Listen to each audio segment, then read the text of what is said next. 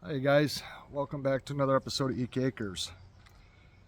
In this video I wanted to talk openly about something, and this is something that a lot of people probably would keep to themselves and not talk about, but I try to help people and any way that I can, because I know there's people out there that suffer quietly and they never speak about things to people for whatever reason.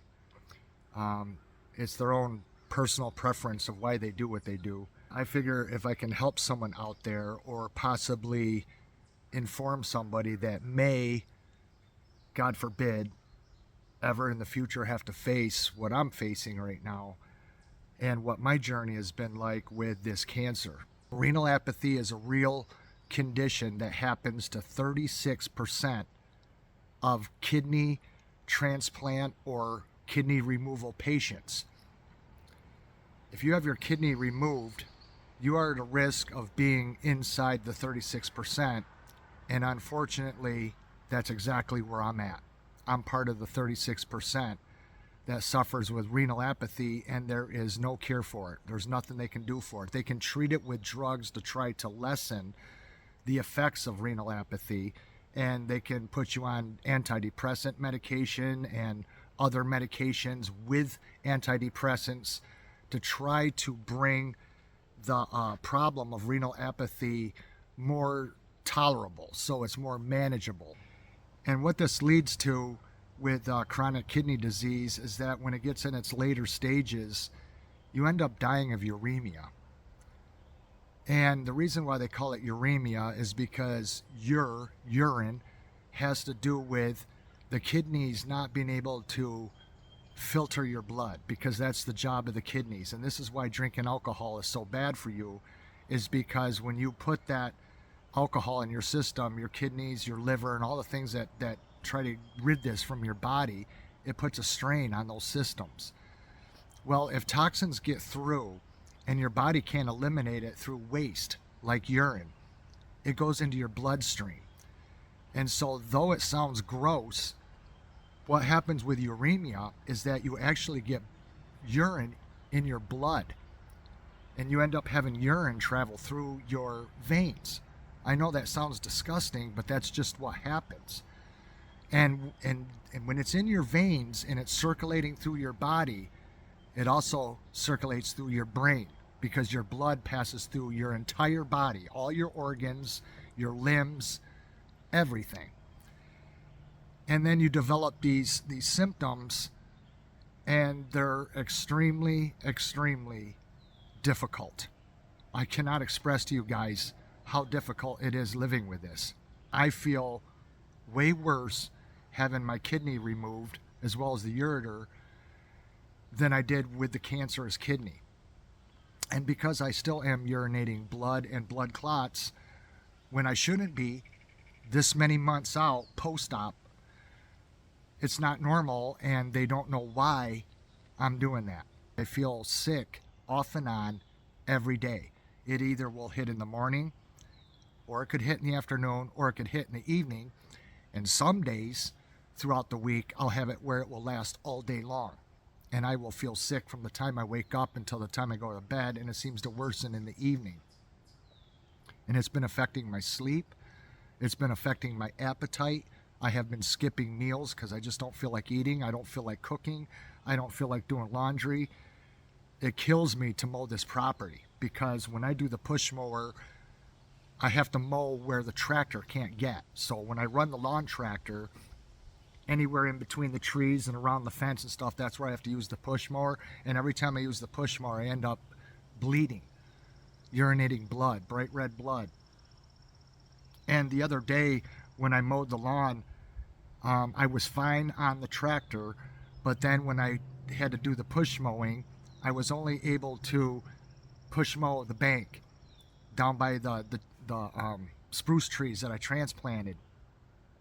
And I mowed around them, and I came up to the corner where the driveway passes the fence, and I came around that corner of the fence and was going to mow down along the fence, and I couldn't do it. I had to shut the mower off, and I wanted to walk to the house to take a break, but I swear to God on my life, you guys, I could not make it to the house.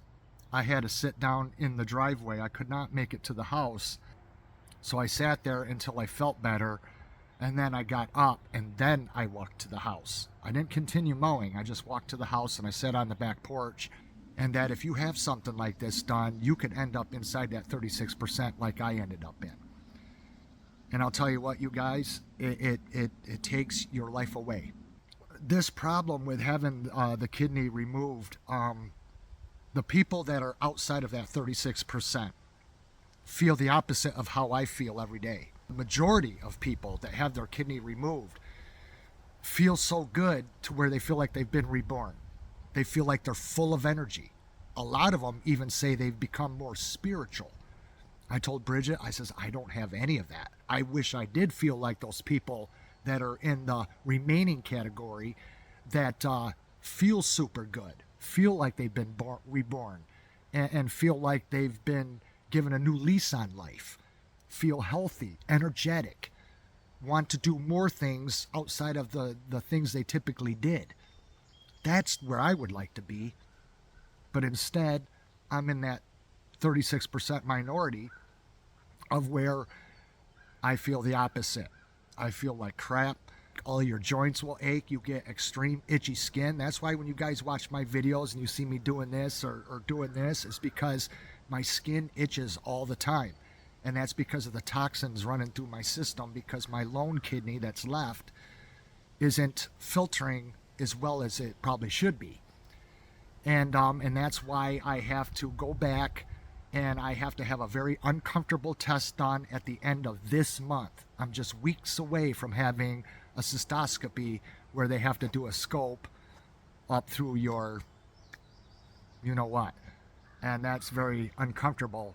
And it makes it very painful to urinate after you have something foreign like that done to you, because they have to look at the inside of my bladder, because according to this cancer surgeon, when I asked him, I says, after having my left kidney out, I says, is it a high probability that the clear cell carcinoma would spread to the remaining kidney? He says, no. He said, it's more apt to go to the bladder. He says, that's where the most common place that clear cell carcinoma goes to. And they also discovered that my prostate is somewhat enlarged. Not concerning enlarged, but not normal. It's larger than it's supposed to be. And I've been having symptoms with that, with severe shooting pain, pain in the groin, and it's very difficult to urinate first thing in the morning because you have a full bladder and it's just screaming at you to get up and go to the bathroom, but yet it's just a trickle, like you prick a hole in a water balloon, and it's just coming out so small and so little volume to where you just feel like you can't pee fast enough. And then you just stand there and wait and wait and wait until you drain and become empty. And then after that, it resorts back to normal, somewhat normal. I have not been able to go to the bathroom like I was able to prior to this surgery. And so I just wanted to say that if anyone is facing possibly having this done, or in the future if someone would be facing having this done, you really need to do your homework. You need to listen to as many people as you can, like myself, that have gone through this, to weigh your options. Because I tried to find people that talked about this post-op, and I couldn't find people that would give their testimony like others would on unrelated surgeries. Like when I had my neck fused, when I watched videos on having that done, there was a lot of people that really calmed my fears, that made me confident that I could go through with that surgery and I'd be okay, which I was, and it turned out perfect. It actually improved my life. But with this, I wasn't able to get the information that I needed, and so I went through it, and I've been suffering greatly because of it, and I am definitely not the same person I used to be. It is affecting my thinking, it is affecting my speech, it is affecting my memory, it's affecting my sleep, my appetite, literally everything. And my depression has been through the roof, And I've been struggling to do my channel because though I do videos for you guys, it may appear in a video that I'm okay. It may appear that I look fine and that my color is fine, but I'm not. I'm not fine because there's symptoms that I'm having that are right down scary and disruptive, and it's greatly affected my life and changed my life forever. And it was very disheartening and depressing to me to learn that there's no cure for renal apathy. I never even knew there was such a thing because none of the doctors, none of the hospital personnel told me anything about it. It was never brought up. It was never mentioned. Basically nothing as far as what life was going to be after having this radical nephrectomy of having my kidney and ureter taken out. And then they left a piece of it left on the bladder because the robot couldn't get close enough to the bladder to cut it flush and then close it off. They left a couple inches up because all the robot could do was pull the ureter up on the bladder and then cut it. And it left what's called a stump. That's the medical term for it, is a stump. So they wanted to go back in and do what's called stump removal, and I told them no, because they told me that it wasn't 100% necessary. It's just what they like to do to complete the job. But you can live with having a tab, which is called a stump, on your bladder, and that's what I've been left with. But there's nothing to indicate where the blood and the blood clots are coming from unless I have cancer again somewhere that's causing me to bleed. And it could be one of three places, and it could be either my remaining kidney, my bladder, or my prostate. All three can cause blood and blood clots in your urine. So what I suspect is that the cancer spread because they told me the lining of these parts in your body, of these organs, the ureter, the urethra, the bladder, the prostate, and the kidneys all have the same exact lining. The tissue is exactly the same. So they told me, and my primary doctor told me, that I have to be very, very careful for the rest of my life because that tissue is all the same, and if it comes back, it can manifest anywhere, even in the testicles. So they said you have to be very, very careful. So that's why I'm doing this video, is to educate people and get people to understand what could possibly happen. And it is a gross thought to think that urine could be mixing with my blood and passing through my vascular system. And that's what ultimately leads to your death with uremia, where basically you have all kinds of life-threatening symptoms of seizures, blackouts, coma, where you go to sleep and you never wake up. No one can ever arouse you after you go into a coma. That's how you die. Somewhere along the way, you just suffer heart failure because of these toxins going through your system. So that's the type of death that I'm facing if it were to get to the end stage. If this cancer were to spread to my other kidney, other organs, and overwhelm my body and put these toxins into my bloodstream, because that would be passing not only through my brain, but through my heart, through the remaining organs in my body, the muscle tissue, and everything that is delivered blood supply inside the body.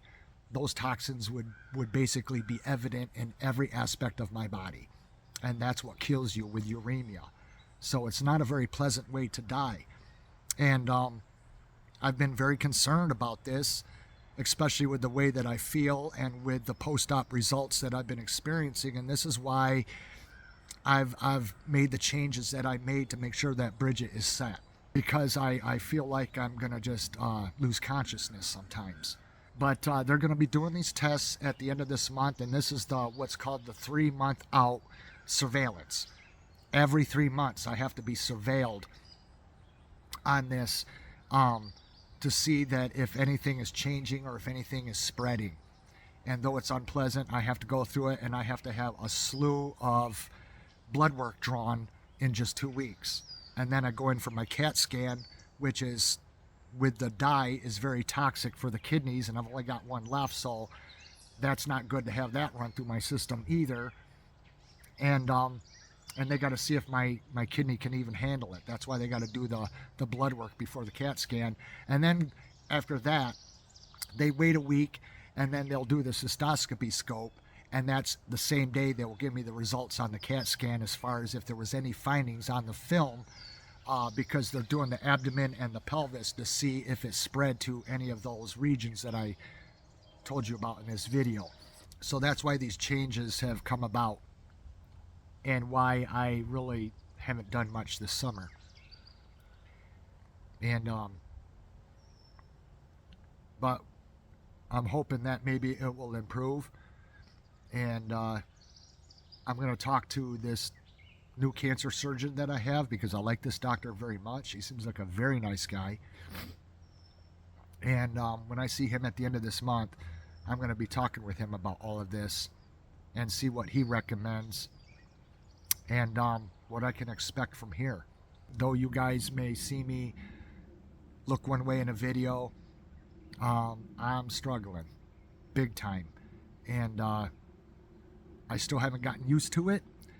I don't know if I'll ever get used to it, and I hope it doesn't get any worse than it's been, because if it does, I don't know how I'm going to live with it, because it's been getting pretty bad. And Bridget's concerned about it, and I'm concerned about it, and all I can do is wait to see what happens and what these doctors find and what they tell me and what they recommend. That's basically all I can do, because they know more than I do when it comes to this type of cancer and all that stuff. They're the ones that went to school for this. I didn't. So that's all I wanted to say in this video, you guys, but I'll probably have future updates coming on my channel regarding this and my cancer journey, and if anything does change in me, I'll let you guys know, because I want to educate people about this. This isn't about a pity party at all. This is to educate people. So if somebody faces something like this, they can see that the outcome isn't going to be the same as everybody else. And that's why I'm doing this. So thanks for watching, you guys, and we'll see you again in the next one. Bye-bye.